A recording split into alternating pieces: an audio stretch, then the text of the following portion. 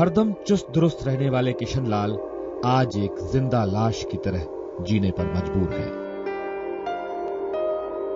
19 फरवरी 2012 को हुए सड़क हादसे के बाद अब उनकी सुबह और शाम इन्हीं 4 दीवारों में कैद है।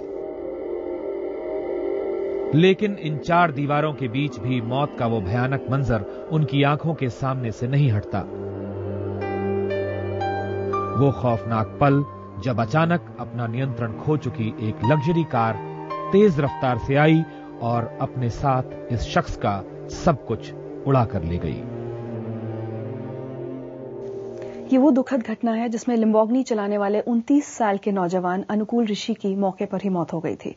हमने अनुकूल के परिवार से बात करने की कोशिश की, पर वो इस हादसे के बारे में कोई बात नहीं करना चाहते। किशनलाल जी इस हालत में नहीं है कि वो यहां आ पाते, लेकिन उनकी पत्नी लीला देवी और बेटे हेमराज आज हमारे साथ हैं। लीला जी। हाँ जी। एक हादसे ने या कहें एक नौजवान की लापरवाही ने आपका तो सब कुछ खत्म कर दिया। हाँ जी। आज भी ऐसे ही है जैसे आपने भी दिखाया, आज भी जिंदा लाश है। आज भी अपनी लाइफ तो है ही नहीं है, ना हाथ पैर चलते हैं, ना पाँव, कुछ भी नहीं, मुंह में भी कुछ डाल नहीं सकते। हर टाइम मुझे उनके साथ खड़े होकर सब कुछ करना पड़ता है। आप क्या बताना चाहते हैं उस दुर्घटना के बारे में? सुबह 5 बजे ड्यूटी निकल गए थे वो तो। हम तो घर पे ही हैं, हमें तो पता नहीं कि एक्सीडेंट हुआ है नहीं, कुछ नहीं। हमें तो 12 बजे पुलिस बताने आए हैं घर पे, जबकि हम लोग बैठे हैं घर में। मैच आ रहा था, मैच बच्चे देख रहे थे, हम भी देख रहे थे। लिखा हुआ आ रहा था नीचे, साइकिल वाले की एक्सीडेंट हो गया, साइकिल वाले का गाड़ी से एक्सीडेंट हो गया, 2.5 करोड़ की गाड़ी, 2.5 करोड़ की गाड़ी, सिर्फ यही लिखा आ रहा था। लेकिन हमें नहीं पता कि आपने तो सोचा भी नहीं। हमने तो सोचा भी नहीं। जैसे 22 साल से जा रहे हैं ड्यूटी करने, और 22 साल से ही 5 बजे ही जा रहे हैं। फिर आपको पुलिस ने बताया? पुलिस ने आके हमें बताया, बच्चे घर पे थे, संडे था, तो बच्चों को आके बताया तो फटाफट बच्चे भागे। हम तो देख रहे थे उसमें कि सिर्फ ये दिखाया जा रहा था कि साइकिल सवार को लगी है और ट्रॉमा सेंटर चला गया, लेकिन वो 6:30 बजे न्यूज आ रही थी और पापा तो 5 बजे निकल जाते हैं। वो तो जब 12 बजे पुलिस वाला घर पे आया तब उसने बताया कि जीके से SHO साहब आपसे बात करना चाहते हैं। तो मैंने डायल किया था उनको नंबर, तो उन्होंने बताया कि फटाफट ट्रॉमा सेंटर जाइए, जो सुबह एक्सीडेंट हुआ है उसमें आपके डैडी हैं। तो हमारे तो पाँव के नीचे जमीन निकल गई थी। जब उनको वहां जाके देखा तो डॉक्टर उनको उस वक्त इमरजेंसी में स्टिचेस लगा रहे थे, उनका यहां से लेके पूरा ये फटा हुआ था पीछे, और वो नेक उनकी टूट चुकी थी। 2 दिन लगे हमें वहां पर, इमरजेंसी में ही 2 दिन रखा, उन्होंने ऑपरेशन नहीं किया। तीसरे दिन उन्होंने इमरजेंसी में फिर ऑपरेशन किया उनका, क्योंकि उनके ना हाथ पांव काम करना बंद होते चले गए। और आज सिचुएशन ये है कि वो हाथ पांव बिल्कुल मूव नहीं कर पा रहे, वो बेड पे ही पड़े हुए हैं। बात कर पाते हैं? हाँ, बात करते हैं, खाना खाते हैं, याददाश्त उनकी ठीक है, लेकिन हाथ पांव काम नहीं कर रहे, बेड पे ही पड़े हुए हैं। उन्होंने उस दुर्घटना के बारे में आप लोगों को बताया कि दरअसल उस दिन क्या हुआ था?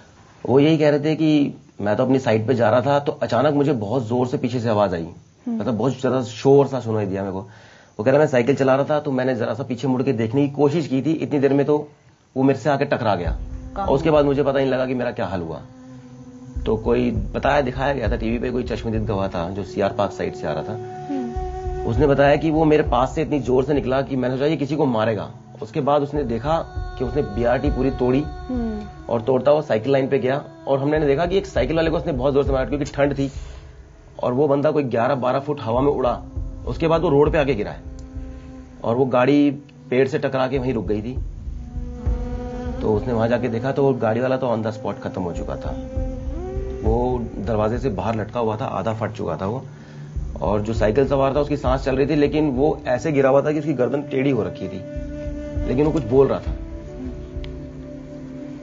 तो PCR वहीं पुल के नीचे ही खड़ी थी, BRT पे खड़ी रहती है। पुलिस वालों का बहुत शुक्रिया अदा करता हूँ कि उन्होंने 10-15 मिनट में मेरे पापा को हॉस्पिटल पहुंचा दिया। सबसे बड़े भगवान हमारे वो ही हैं जिन्होंने वहां पहुंचाया। आज वो हमारे बीच में है, उस वजह से है, इस वजह से वो आज हमारे साथ हैं। पर अब 4-5 महीने में उनका वो हाल हो गया है कि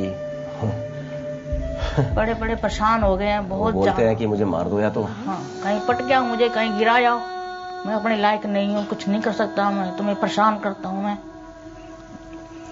मेरे को याद है कि उतने बड़े हो गए आज तक उन्होंने कभी बुखार की गोली तक नहीं खाई आज तक। आज जो दवाइयां खा रहे हैं वो कहते हैं मैं मरना चाहता हूँ, बस जिंदा नहीं मरना। वो इतने साल अपने परिवार को संभाला, बच्चों को हाँ पाला, जी। अब ये भी बड़ा लगता होगा कि इन पर निर्भर हो गया हूं। हेमराज, हमें पूरी सहानुभूति उस परिवार से भी है जिन्होंने अपना नौजवान बेटा खोया। हाँ जी, हमें उस भी। परिवार की भी क्या गलती है। लेकिन कई बार इस उम्र में नौजवानों को जब देखते हैं, और खासकर जिनके पास बड़ी बड़ी गाड़ियां हैं, गुस्सा भी आता है कि अपनी जान के साथ खिलवाड़ कर रहे हैं, अपने परिवार का नहीं सोच रहे। और दूसरा जो कि जिसको असहाय करके चला गया, वो किशन लाल जी की तो कोई गलती नहीं थी, वो तो अपनी साइकिल से जा रहे थे, अपने सही रास्ते पे जा रहे थे, तो गुस्सा भी तो आता होगा कई बार। गुस्सा तो बहुत आता है, लेकिन सुबह सुबह 4 बजे उठ जाते हैं, बहुत ज्यादा अपने उनको कोसते हैं कि मुझे भी मार देता, जैसे तू खुद मरा मुझे ही मार देता, मुझे क्यों छोड़ गया, बहुत ज्यादा कोसते हैं। एक हादसे ने परिवार पर इतनी सारी मुसीबतें डाल दी।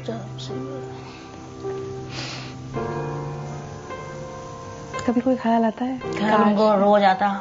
अब मैं कभी कभी टांग को थोड़ा सा हिलाएंगे, अब मैं ठीक हो जाऊंगा, अब मैं चलूंगा। जिस दिन मैं चलने लग जाऊंगा तो उनको जरूर मिलने जाऊंगा। उनके बेटे वालों के लिए कहते हैं मिलने जरूर जाऊंगा, मैं एक बार मिलने जरूर जाऊंगा।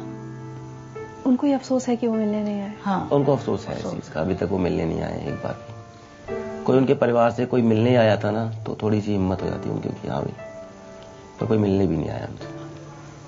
अब आप ही अपने परिवार के सब संभाल रहे हैं? अब तो बड़ा मैं ही हूँ घर में, अब सब मेरे से बहुत ज्यादा अपेक्षा करते हैं।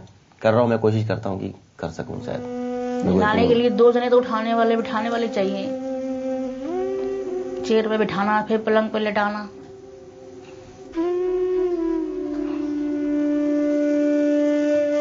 जैसा कि हमने पहले आपको बताया था कि किशन लाल जी यहाँ आने की हालत में तो नहीं है, लेकिन उन्होंने हम सब के लिए एक संदेश भेजा है। प्लीज गाड़ी को आप स्पीड से ना चलाइए।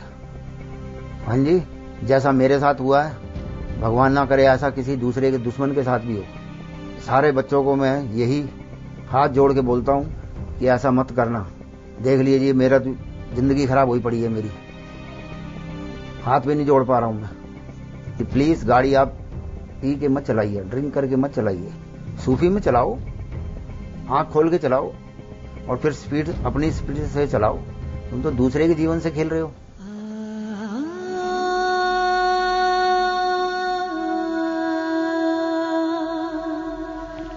हीरो जैसा आदमी था मेरा, आज क्या हालत कर दिया। अच्छे अच्छे कपड़े पहनना, अच्छा खाना, अच्छा। भीड़ भड़के से इतने डरते थे, भीड़ के मारे सुबह 5 बजे जाते थे। लीला जी, हेमराज, आपका दुख तो शायद हमें से कोई भी कम नहीं कर सकता, ना किशन लाल जी का।